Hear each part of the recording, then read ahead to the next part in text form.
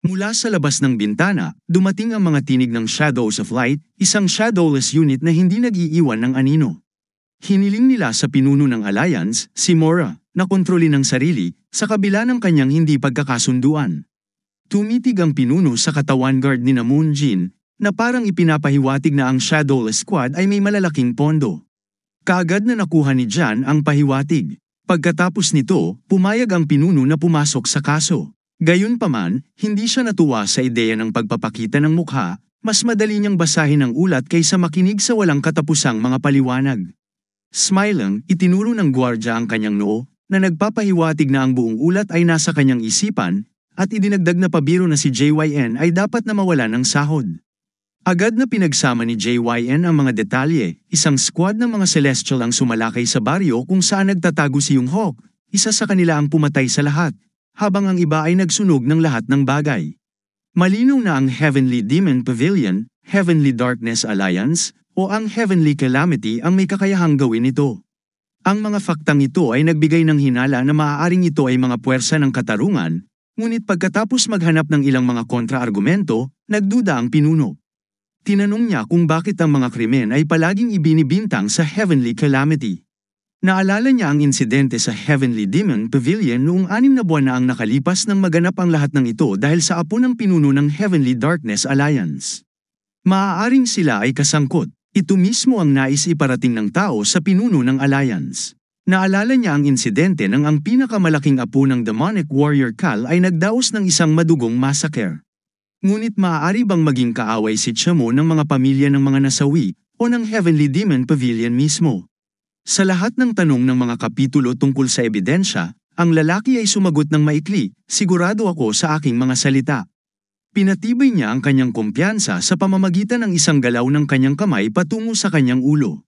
Nasa aking isipan ang lahat ng impormasyon. Nagngit-ngit ang pinuno sa ganitong sagot at hinawakan siya sa kwelyo. Sa huli, inialok niya na mag-isip tungkol sa dalawang kaso, ang Heavenly Demon Pavilion at ang Heavenly Darkness Alliance ay maaaring maghati, at may isang tao na nag-aantay lamang na magliyab ang alitan sa pagitan ng mga puwersa ng kasamaan. Ang mga salitang ito ay nagbigay daan sa mga pagninilay ng pinuno.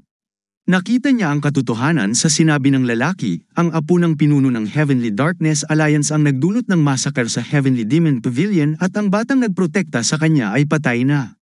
Dati, ang opisyal na Grand Prince ng Heavenly Demon Pavilion ay si Cal, ngunit ngayon, ang kanyang posisyon ay kinuha ng isang ganap na bagong tagapagmana.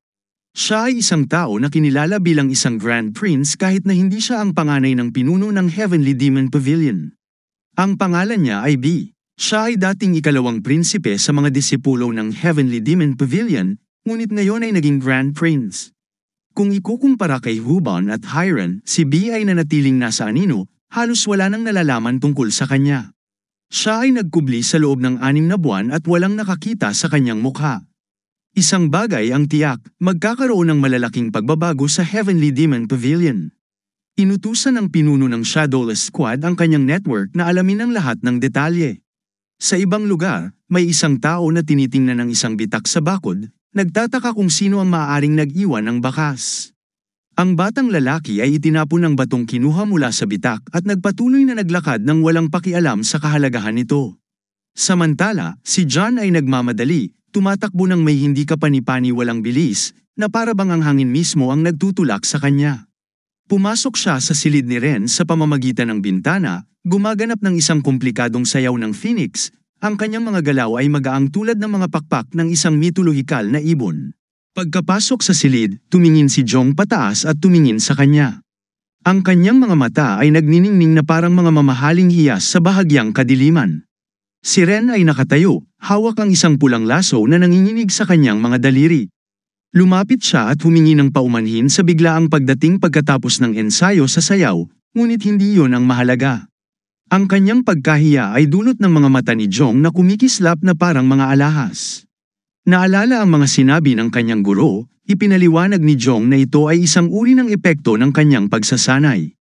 Hindi komportable ang kanyang mga mata sa ngayon, ngunit kung magpupursige siya, balang araw ay magiging normal din ang mga ito. Nahihiya si Ren, iniisip na hindi komportable si Jong dahil sa kanyang reaksyon sa mga mata nito, ngunit para kay Jong, kalokohan ang mga ganoong iniisip. Ngumiti lamang siya, itinuturing na hindi kinakailangan ang kanyang pag-aalala. Ang mga salita ng dalaga ay puno ng bakas ng sakit sa puso, at ang kanyang boses ay nanginginig na parang kwerdas na halos maputol. Naunawaan ni Jong ang iniisip ni Ren nang hindi na kinakailangang ipaliwanag pa. Sinigurado niyang hindi siya kailanman magiging laban sa dalaga o sa mga kinatatakutan nito. Nagkaroon si Ren ng lakas ng loob na aminin na para sa kanya, si Jong ay labis na gwapo. Namula ang kanyang pisngi na parang talulot ng rosas. Malumanay siyang tinanong ni John na itaas ang kanyang ulo dahil nais nitong tumingin sa kanyang mga mata. Sa panahong ito, napansin ni Jong na lalo pang gumanda si Ren. Gumaling na ang kanyang mga sugat, ngunit nanatili ang kanyang pagiging mahiyain. Unti-unti siyang natunaw sa mainit na tingin ni Jong, at ang mga kamay nito ay tila nakakagulat na mainit at maaasahan para sa kanya.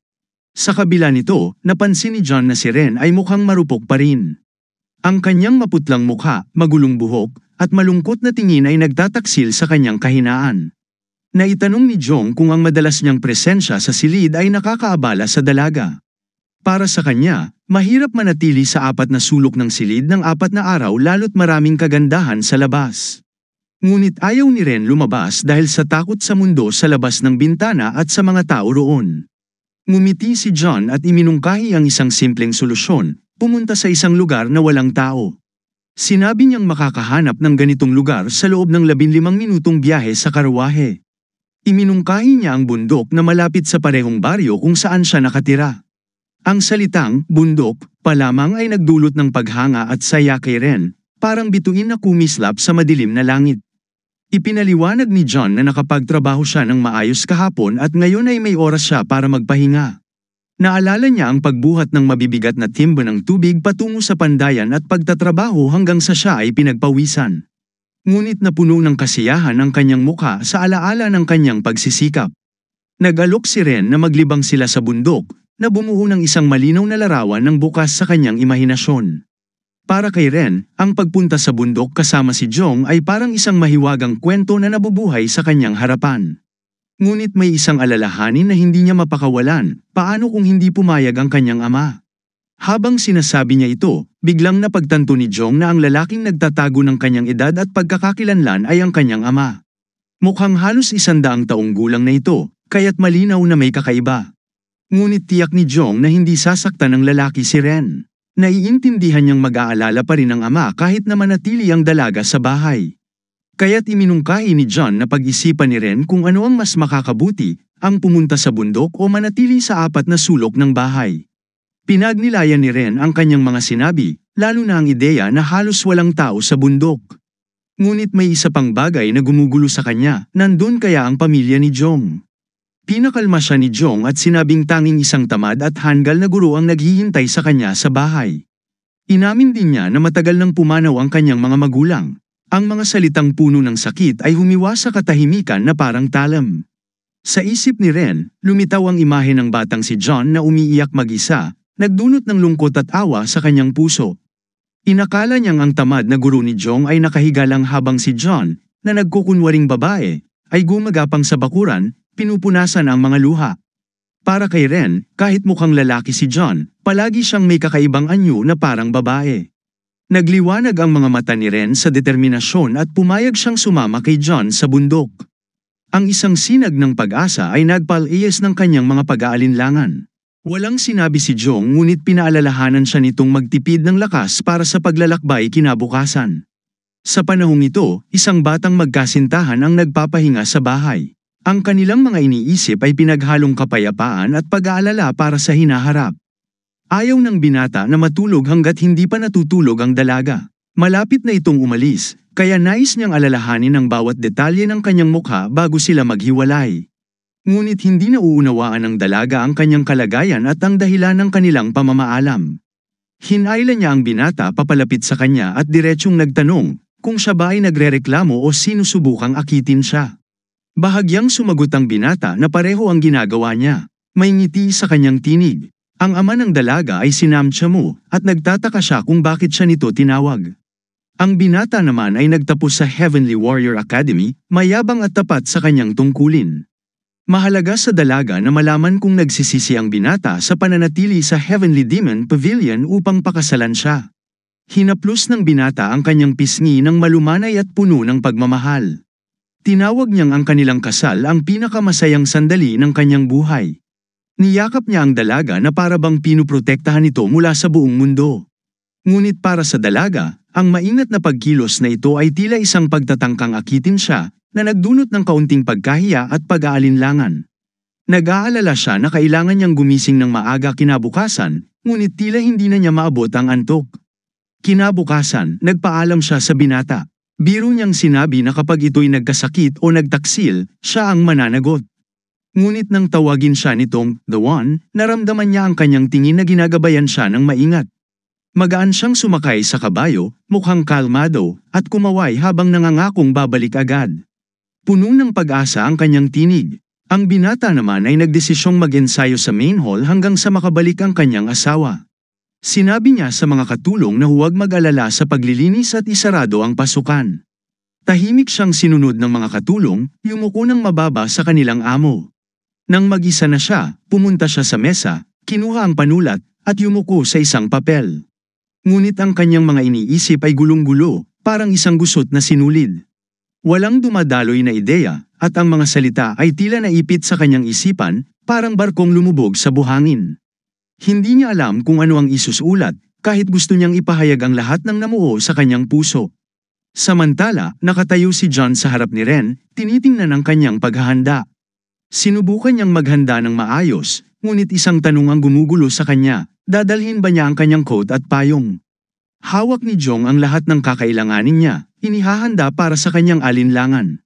Alam niyang kahit pupunta sila sa bundok, para sa isang marupok na dalaga tulad ni Ren, hindi magiging madali ang pag-akyat. Ipinaghanda ni John ng komportableng damit si Ren upang maging maayos ang kanyang pakiramdam. Alam niyang madudumihan ang kanilang daraanan dahil ang bundok ay puno ng putik at delikadong daanan. Sa kanilang paglalakad, napansin ni Jong na mabilis nang napapagod si Ren. Tinanong niya kung ayos lang ito, ngunit kitang-kita sa mukha ng dalaga ang pagkapagod. Ang kanyang mga pisngi ay namumula na parang mga namumulaklak na amapola. Habang mabilis silang gumagalaw sa bundok, pansin ni Jong mula sa gilid ng kanyang mata na hirap na si Ren sa paghinga. Napuno ng pag-aalala ang kanyang puso. Ang mga pisngi ni Ren ay namumula, at ang kanyang paghinga ay mabigat at putol-putol. Halos maabot na niya ang hangganan ng kanyang lakas. Ngunit pinapalakas ni Jong ang kanyang loob, binibigyan siya ng pag-asa at sinasabing kaya niyang malampasan ang pagsubok na ito. Ang kanyang mga salita ay parang mga apoy na nagpapaliyab ng determinasyon. Sa kabila ng mga luha sa kanyang mga mata, matigas ang loob ni Ren na magpatuloy, umaasa sa kanyang tungkod. Bawat hakbang ay tila laban sa isang di nakikitang kalaban. Sa di kalayuan, naghihintay ang isang lugar na pahingahan. May mga pagkain, malamig na tubig, malambot na unan, at banig na parang isang pangako ng paraiso. Kahit pinapagod ng paglalakad ang kanyang mga binti, alam niyang kailangan niyang makarating doon. Napakalapit na ng tagumpay, hindi tumitigil si Jong sa pagbibigay ng suporta at pagbibigay ng papuri sa kanya, parang mga bulaklak na bumabagsak sa kanyang harapan. Unti-unting tumataas ang kanyang motibasyon, parang ihip ng hangin na nagpapagalaw sa layag. Sa wakas, matapos ang huling pag-akyat, bumagsak si Ren sa mga bisig ni Jong.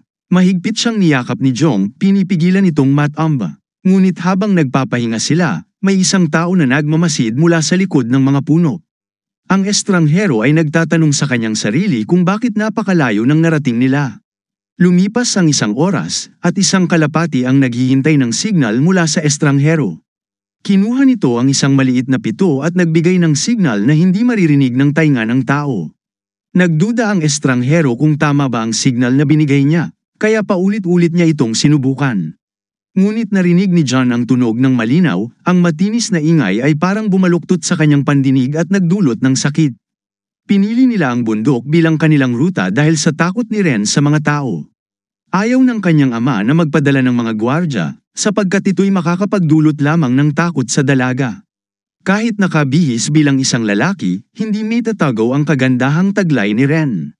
Ang takot ni Ren sa mga tao ay nagdadala ng pag-iingat kay Jong, ngunit sa kabila nito, sinamahan pa rin sila ng mga gwardya para sa kanyang kaligtasan.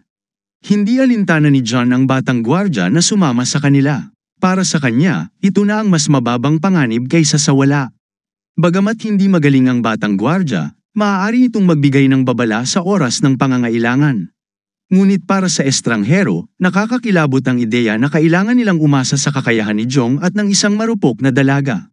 Maya-maya, pinakawalan ng estranghero ang kalapati at mabilis itong lumipad patungo sa tunog ng pito, gabay para sa paparating na grupo ng mga tao. Habang nangyayari ito, si John at Ren ay nakaupo sa banig at kumakain ng prutas na candy.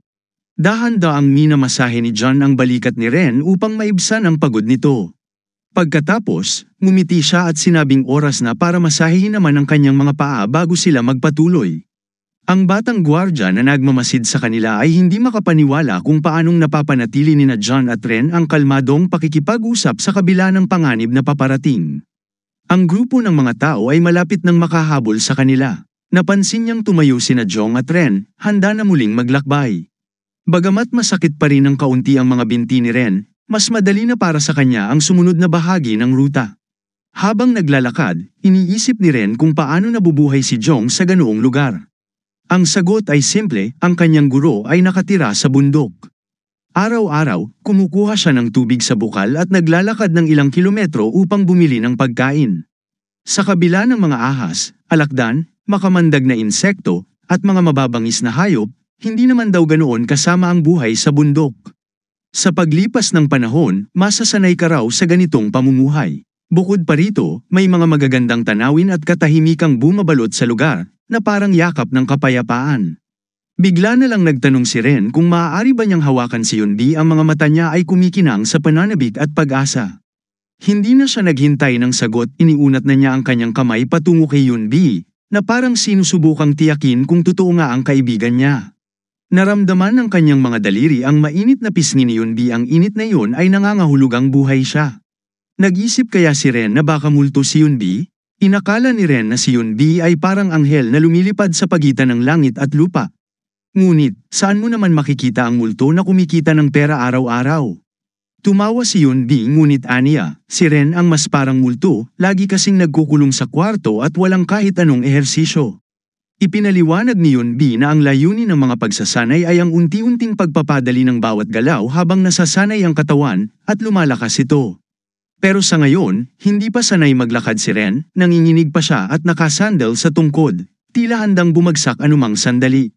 Dapat kang mag-ehersisyo, pabirong sabi ni Yunbi, habang iniimbitahan si Ren na umakyat sila ng bundok linggo-linggo.